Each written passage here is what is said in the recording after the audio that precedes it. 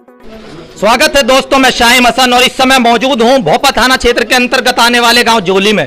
जैसे जैसे 2022 का चुनाव नजदीक आ रहा है, जो राजनीतिक दल हैं वो पूरी सरगर्मी से जहां पर उन्हें लगता है कि यहां पर हमारा वोट बैंक मजबूत हो सकता है वहां पर जा रहे हैं।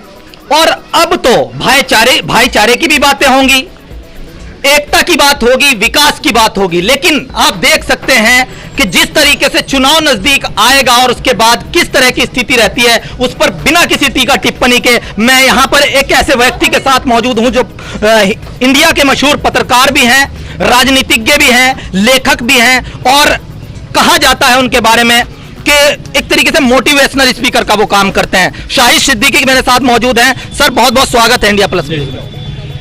आपने कहा कि जैसे जैसे चुनाव आता है नज़दीक, लोग एकता की बात भी करते हैं, लेकिन मैं आपको एक बात बता दूं कि हमने चुनाव के समय नहीं, दंगे के वक्त भी एकता की बात की थी और दंगे के बाद भी यहाँ पर बहुत बड़ा सम्मेलन किया था और यूपी के अलग अलग जगह जाके सम्मेलन किया था। उस वक्त कोई चुनाव नहीं था, मैंने एक बनाया था सामाजिक एकता मंच। सर, ये कहा जाता है कि दंगे की वजह भी राजनीति रही थी और आप राजनीति से जुड़े हुए हैं, तो इसके लिए भी तो राजनीतिक के जिम्मेदार हुए ना।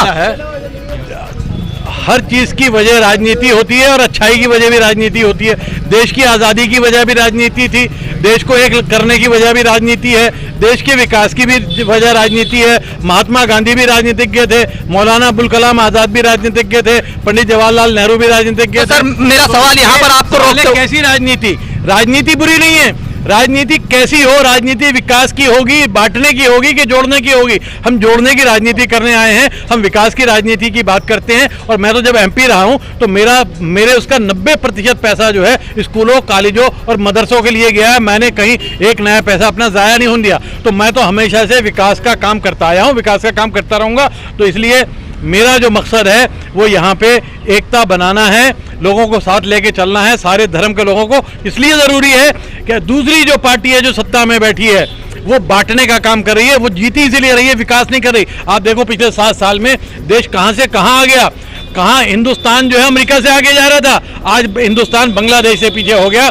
तो विकास का काम नहीं कर रहे हैं, वो देश को बांटने का काम कर रहे हैं। तो जब बांटने वाले हों तो हमारा क्या जिम्मेवारी बनती है? जोड़ने की। तो हम जोड़ने का काम कर रहे हैं। सर, यहाँ पे देखा गया था कि अब रालोद की और सपा के कयास लगाए जा रहे हैं, क्या साफ ही हो चुका है बिल्कुल के गठबंधन होगा।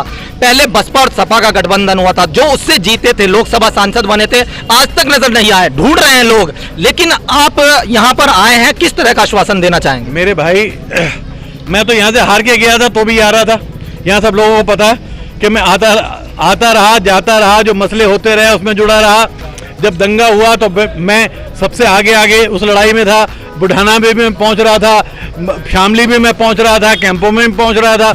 तो मैं तो यहाँ चुनाव के हिसाब से नहीं आता, ये तो मेरा अपना इलाका है। मैंने इस इलाके को अपना घर मान के चला हूँ। 98 में भी यहीं से लड़ा था।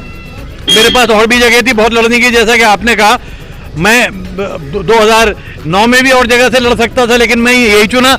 और मेरे लिए ये जो है सरजमीन, ये मेरी अपनी सरजमीन है, क्योंकि मैं यहीं देवबंद का रहने वाला हूँ, मेरी अपनी ज़मीनें यहीं पर हैं। तो मैं तो बाहर से आ नहीं रहा, मैं तो यहीं का हूँ, यहीं का रहूँगा। आप हराओ या जिताओ, आप लड़ाओ या न लड़ाओ, मैं यहीं का हूँ, यहीं का रहूँगा और यहीं मैंने जीना है, यहीं मरना है। हमारे साथ एक व्यापारी नेता भी मौजूद हैं जो बड़ौद से पहुंचे हैं। आपसे सर मैं सवाल करना चाहूंगा, व्यापारी क्या कह रहे हैं इस बार? क्या दिशा दिख रही है व्यापारियों की, क्या सोच दिख रही है? महोदय, व्यापारी इस समय बहुत ज़्यादा त्रस्त है। जीएसटी की ऐसी धाराएं आ गई हैं कि व्यापारी को व्यापार करना मुश्किल हो गया है। पहले नोटबंदी में व्यापारी बर्बाद हो गया, उसके बाद जीएसटी में बर्बाद हो गया। लेकिन व्यापारी की मजबूरी है कि वो सरकार के खिलाफ झंडा नहीं उठा सकता। व्यापारी अंदर से इतना परेशान है कि जिस दिन हल्का सा मौका व्यापारी को मिलेगा, इस सरकार को पलट कर रखेगा। व्यापारी बिल्कुल दुखी है, बहुत तरह से दुखी है। उनके व्यापार चौपट हो गए, कभी महंगाई की मार, कभी कुछ, कभी तेल, कभी डीजल। व्यापारी बहुत परेशान है। चलिए, यहाँ पर एक गाड़ी में हमारे साथ युवा नेता बैठे हुए हैं, चलते वक्त इनसे भी सवाल कर लेना। विदित मलिक आज जोली पहुंचे थे, किस तरह का मुस्लिम वोटरों में और अन्य जातियों के लोगों में रुझान देखने को मिला? सभी समाज के लोग यहाँ मौजूद थे और भाईचारा एकता को लेकर हमारी पार्टी जगह जगह कार्यक्रम कर रही है। उसी में एक कार्यक्रम यहाँ जोली में था, बहुत अच्छा माहौल हमें यहाँ लगा और अच्छा संदेश रहेगा भविष्य के लिए, अच्छा है। तो ये सभी कह रहे हैं कि अच्छा लगा है। यहाँ पर एक और हमारे साथ पूर्व जिला अध्यक्ष राष्ट्रीय लोकदल मौजूद है। अजीत राठी जी, आपसे मुलाकात हमारे चैनल पे लगातार होती रहती है, आज किस तरीके से एनर्जी मिली है? देखो एनर्जी तो ये कि भारतीय जनता पार्टी जो यहाँ भाईचारा और मतलब सद्भावना तोड़ना चाहती है, लेकिन नहीं तोड़ने देंगे, ना बटेंगे ना बटने देंगे, भाईचारा कायम रहेगा। और आज लोगों के बीच में जा रहे हैं क्योंकि समय है जो इन ताकतों को, जो ये किसान विरोधी, व्यापारी विरोधी, मजदूर विरोधी जो लोग सत्ता में बैठे हैं, इन्हें उखाड़ने का जो संकल्प आज लिया गया है। और जयंत चौधरी जो हमारे युवा नेता है, राष्ट्रीय अध्यक्ष है, उन्हें मजबूत करने का हम भाईचारा मजबूत करेंगे और अपने नेता राष्ट्रीय अध्यक्ष माननीय जयंत चौधरी जी को मजबूत करेंगे और 2022 में इन ताकतों को यहाँ से भगाएंगे जो किसान विरोधी है। तो यहाँ पर जैसे जैसे चुनाव नजदीक आ रहा है, इसी तरीके से नेताओं की गतिविधि, जैसे मैंने शुरू में भी बताया था, और जैसे 2022 का चुनाव आ रहा है उस पर हम एक प्रोग्राम लेकर आ रहे हैं, यूपी महासंग्राम 2022। आपको हमारा प्रोग्राम कैसा लगता है उस पर अपनी राय रखें और लगातार इसी तरीके से हमारा साथ देते रहे। मैं Shahim Hasan, India plus news, Muzaffarnagar. India plus news, सिर्फ वही जो सही।